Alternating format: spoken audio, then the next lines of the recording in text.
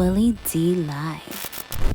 So the way that you're moving right now is something to be to be recognized and commended about. What is it that you like most about working with Ken?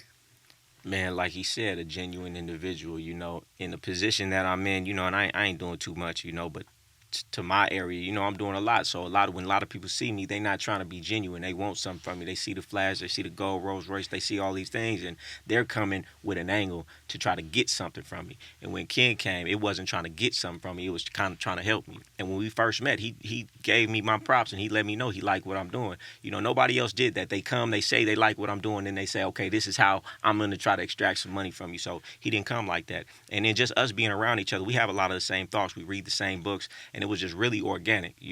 I feel like I've known him my whole life. You got a gold Rolls Royce? Yeah. When you say gold, are you saying painted gold, or are you talking about It's real a metallic gold wrap. metallic gold 24 wrap? karat gold wrap. Now, how do the authorities respond to that when they see it rolling down the street and they see that? Well, I live in Miami. I live I'm not gonna tell the building I live in. I live in a prestigious building in Miami, so it's a lot of people with way more money than me. Bugattis and things. You go through my garage. So that's normal. my car is actually one of the lowest on the totem pole where I live. So it's where I'm at. It's cool, but where I'm from, California. Oh, I wouldn't dare. They pull me over every 2 seconds. Yeah. Yeah.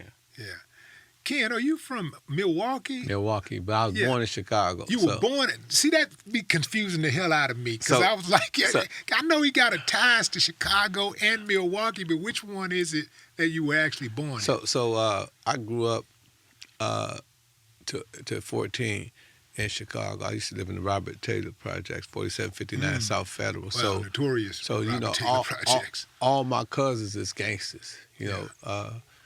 All the ones that's in the, Ike Taylor, that's my cousin, all the brothers that run all that stuff, those my family, right?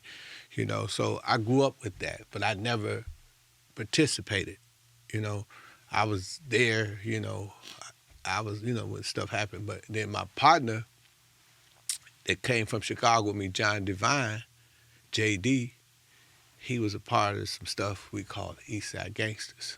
So, he was kind of standing on that mountain. And, I stood on that mountain with him, but I never joined.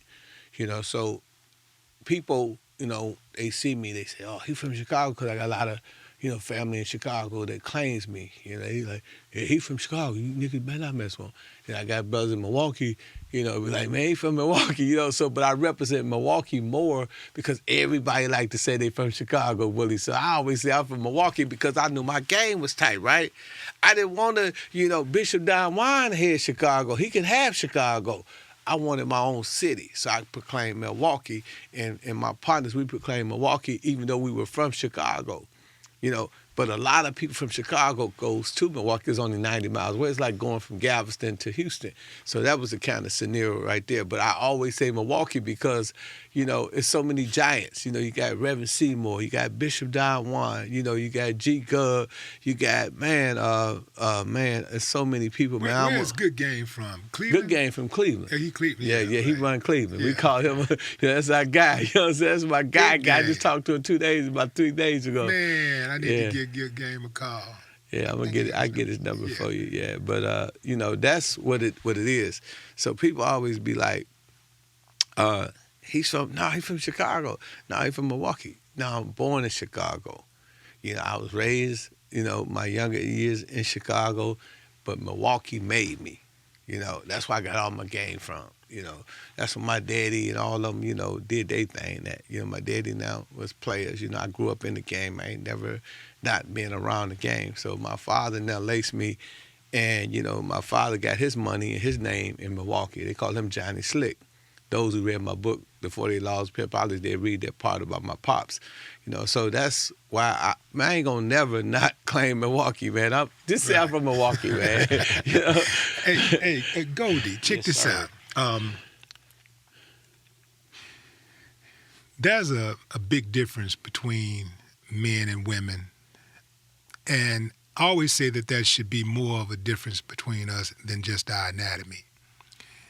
The way we walk, the way we talk, the way we think, the way we dress, right? A lot of us are unlearned. We're unlearned, but we still in relationships with people, right? In your opinion, who is it harder to reprogram, a man or a woman? It's hard to reprogram the man, right? Because who can tell a man something? Nobody. But the right man can tell a woman something. A woman will change for the right man. But who's a man going to change for? Almost nobody. You know, because a man doesn't really have respect for anybody but himself. What can a man tell me? That's how most dudes come up. I didn't come up like that. You know, that's why I got all the game, because I'm going to listen to my elders. That's where I soaked up all my game from. So, and I've reprogrammed plenty of women. You know, it could be a woman with one dude, you know, disrespecting them, doing this, doing that. And when she gets with me, he tells me about who she is. I say, oh, that's not the woman I got. Why? Because when a man is in his rightful position, a woman's going to be in her rightful position. And a woman wants to learn. But I'll be honest, right? And I don't like saying this because, you know, I like to give the game to the men. I've seen these dudes. I coach these dudes. A lot of these dudes is bitch made. I look at the pool of men, and I say, I see why these women treat you like that. There's no leadership, there's no structure, there's no discipline, there's no principles. Why would she follow you if you have all the same bad habits as you, just as emotional as her, right? She might as well grab the wheel because it looked like you're going to crash anyway. And that's what's going on right now. That's why we have to start with the men first. That's why I do my coaching. You got to become the man first, worthy of being followed. Listen, you have to be head and shoulders above that woman in every area for her to listen to you and for her to follow you. And these dudes are not that these days. Right, man. You are on Point. the money, baby. That's money. I'm talking about, because I hear a lot of dudes be like, well, she won't let me be a man. She won't let me lead. I'm like, man, it ain't a woman made a woman that can give me permission to lead. You hear me? I want to comment on that, right? Permission to be Go a ahead, go man. ahead. You like, that's my essence. That's what I am. do. You know what I'm saying? Let me say the reason why. And me and Goldie talk about this all the time. The reason why, Willie, is because when you look at the Bible, the first chapter of the book of Genesis, the fall of man, he said, the woman that you gave me to see me, where art thou, Adam? He was hiding behind the bush because he ate from the so-called, depending on your religious preferences, the so-called tree of life. You know what I'm saying? So now, knowledge. So when you think about it, you got to understand, and I talk about this in my book, The Art of Human Chess, what is the purpose of a woman? The purpose of a woman is to challenge a man from A to Z. And what happens is men are stability and women are emotional. So what a woman do over a succession period of time, where you going, Willie? Who's that in your phone? And after a while, because you're not emotionally wired to deal with that, you know what I'm saying, you start conforming. So you got a dude 6'8" and a woman 5'3", man, I can't go with my woman tripping. You see what I'm saying? Because God gave a woman the same thing he gave a skunk. A white stripe in the belly for the funk. She could bring the funk. See, it's 3 levels of intelligence. Now listen though, bro. It's 3 levels of intelligence. You got IQ, that's intelligence quotient, that determines your intelligence level. You got EQ, that's emotional quotient. As Goldie said, a lot of men ain't too high in that level. You know, they don't have good emotion. You know, women will sit back all day and plot. You come in the house, it's like an airplane. She comes, she says, how you doing, baby? I'm all right. How did work go? It went okay. Then she landed the plane. Who is that bitch in you? See what I'm saying? And we don't have time for that. You know, we so busy playing basketball, talking about what Jordan did and that and other, and she's sitting back all the time thinking. So that's what her strength is. She don't have the physical brute of a man. So she can't do that. Then the next thing is AQ. That's adaptability quotient. Most men can't adapt to circumstances. They can't adapt to situations. That's why he said they're not willing to learn, because they're complacent. I have the hip-hop fraternity. I deal with young men all the time. I have 10,000 members in my organization. And oftentimes guys say, Ken, same thing Goldie said, man, let's go get some money. Let's go do our thing. They said, Ken, I want to get to 100. I get them to 99 and they self-destruct because they're comfortable with 96 and 97. That's their comfort zone. You see what I'm saying? And they don't have the ability to adapt to success. You've been you done seen millions of dollars. I know I've been to so many of your concerts. You know, you done seen millions of dollars. You got a different purview of the world than the average man. The average man ain't seen nothing.